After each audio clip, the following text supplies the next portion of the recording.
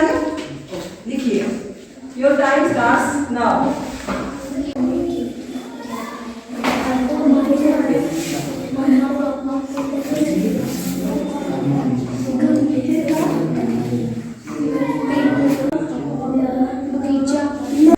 Okay, stop writing. चलिए आप मुझे बताइए समर, आप सबसे पहले आपने क्या क्या लिखा हुआ है घर के बारे में? दरवाजा, खिड़की, गेट, किचन, बेडरूम।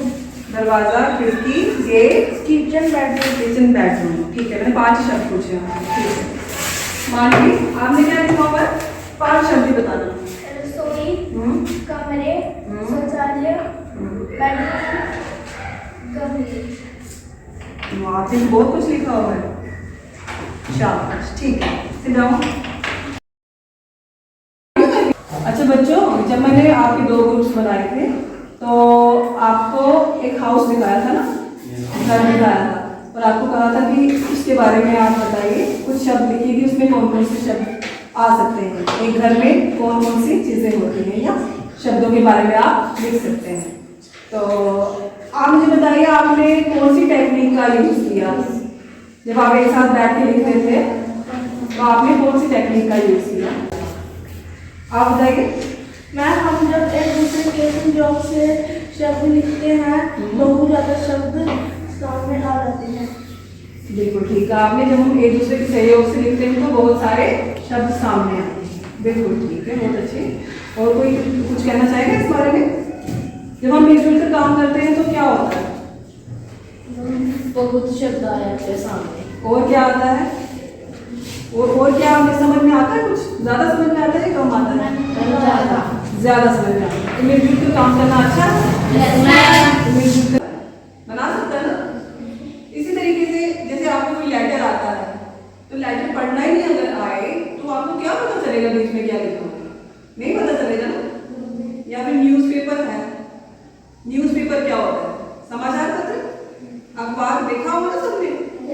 हाँ, तो आप लोग पढ़ाई लिखाई यहाँ पे कर रहे हो, ठीक है, आपने नए शब्द सीखे, नए वर्ड सीखे। जब आप न्यूज़पेपर पढ़ोगे, न्यूज़पेपर देखोगे तो आपको लगेगा अरे हमने तो ये शब्द पहले ही पढ़े हुए हैं, आपको लगेगा ना हमने ये सब पढ़ा हुआ पहले।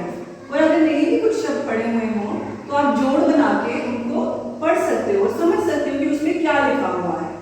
आपको नई नई जानकारियाँ मिलेगी ना।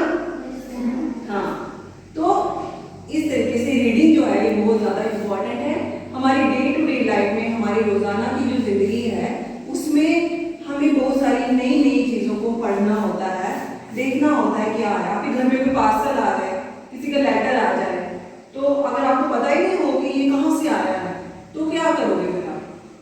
इसलिए ध्यान से पढ़ना है, समझना है, अच्छी तरह से पढ़ना है कि जो भी शब्द लिखे हुए हों उनको जानो, समझो वो किस तरीके से बनते हैं। जहाँ से नहीं समझ में आता है तो आपके टीचर से के लिए कंप्यूटर का यूज़ किया जाता है। हम यहाँ पे ओपन डिस्कशन करते हैं। तो सबसे पहले समीर आप बताइए, कंप्यूटर का यूज़ कहाँ किया जाता है और किस चीज़ पे किया जाता है? हम कंप्यूटर में खेल भी सकते हैं, पेंटिंग भी कर सकते हैं। ठीक है, कंप्यूटर का यूज़ हम पेंटिंग और गेम्स प्ले करने में कर सकते हैं। बहुत अच्छा बताया आपने। हाँ प्रीति, अब आप बताइए कंप्यूटर का यूज़ किस में किया जाता है?